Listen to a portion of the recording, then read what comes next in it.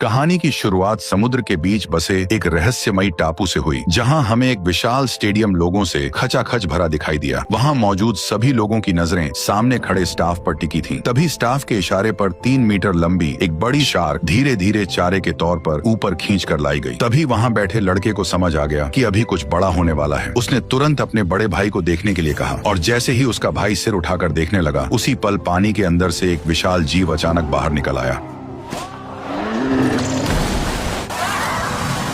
ठीक उसी पल देखने वाला प्लेटफॉर्म अचानक धीरे धीरे नीचे जमीन के अंदर उतरने लगा। दरअसल यहाँ एक और भी ज्यादा खतरनाक शो उनका इंतजार कर रहा था। जैसे ही प्लेटफॉर्म नीचे पहुंचा, तब वही विशाल जीव अब बिल्कुल सामने साफ दिखाई देने लगा, जिससे वहां मौजूद लोगों की एक्साइटमेंट और बढ़ गई। तभी जोरदार तालियों के बीच उस बड़े से जीव ने, जिसका नाम मोसासॉरस था, एक ही झटके में शार्क को पूरा निगल लिया। दरअसल भविष्य की दुनिया में एक टेक कंपनी ने जीन टेक्नोलॉजी की मदद से डायनासोरों को दोबारा जिंदा कर दिया था और पैसा कमाने के लिए उन्होंने पूरा एक आइलैंड खरीद लिया था। फिर सारे डायनासोर उसी आइलैंड पर रखे गए और उसी जगह को जुरासिक वर्ल्ड पार्क में बदल दिया गया। डायनासोरों की वजह से यह आइलैंड बहुत जल्दी दुनिया का सबसे बड़ा टूरिस्ट स्पॉट बन गया। हर साल यहाँ छुट्टियां मनाने आने वाले लोगों की संख्या करोड़ों में पहुंच गई। लेकिन 20 साल तक सब सुरक्षित चलने के बाद डायनासोर लोगों के लिए बिल्कुल चिड़ियाघर के हाथियों जैसे हो गए, जिससे अब लोगों को उनमें पहले जैसा इंटरेस्ट नहीं रहा। इसलिए गिरती कमाई और बढ़ते खर्च को रोकने के लिए डॉक्टर वू की टीम ने अलग अलग जानवरों के जीन मिलाकर एक नया मॉन्स्टर डायनासोर बनाया, जिसका बेहद सीधा और डरावना नाम इंडोमिनस रेक्स रखा गया, जिसे लोगों का इंटरेस्ट बढ़ाने के लिए तैयार किया गया था। लेकिन किसी को अंदाजा नहीं था कि यही डायनासोर पूरे पार्क के लिए सबसे बड़ी मुसीबत बनने वाला है। उसी समय पार्क का मालिक इंडोमिनस रेक्स को देखने पहुंचा। तब पता चला कि यह डायनासोर उम्मीद से ज्यादा बड़ा और बेहद चालाक है, जो कई बार कांच तोड़कर भागने की कोशिश कर चुका है। उसकी खतरनाक समझ देखकर मालिक घबरा गया और सिक्योरिटी चेक के लिए रिटायर हो चुके नेवी ट्रेनर ओवेन को बुलाया। दरअसल ओवेन पहले नेवी में काम कर चुका था और रिटायर होने के बाद उसे यहाँ डायनासोर को ट्रेन करने की जिम्मेदारी दी गई थी। इस समय वह रैप्टर एरिया में काम कर रहा था, जहाँ वो नेवी ट्रेनिंग में सीखे एक्सपीरियंस से रैप्टरों को कंट्रोल करने की कोशिश कर रहा था। और हैरानी की बात यह थी कि वो उन खतरनाक रैप्टरों को कंट्रोल कर पा रहा था। लेकिन तभी एक हादसा हो गया। जब नया फीडर एक छोटे सुअर को पकड़ने की कोशिश कर रहा था, उसी दौरान एक रैप्टर ने उसे झपटकर सीधे जू के अंदर खींच लिया और अगले ही पल वहाँ मौजूद सभी रैप्टरों का ध्यान उसी कर्मचारी पर टिक गया। और अब हालात ऐसे बन गए कि वह किसी भी पल रैप्टरों का शिकार बन सकता था। तभी खतरे की उस घड़ी में ओवेन ने तुरंत जू का गेट खोल दिया और तेजी से अंदर दौड़कर उस नए कर्मचारी के सामने खड़ा हो गया और रैप्टरों को पीछे हटने के लिए लगातार कमांड देने लगा।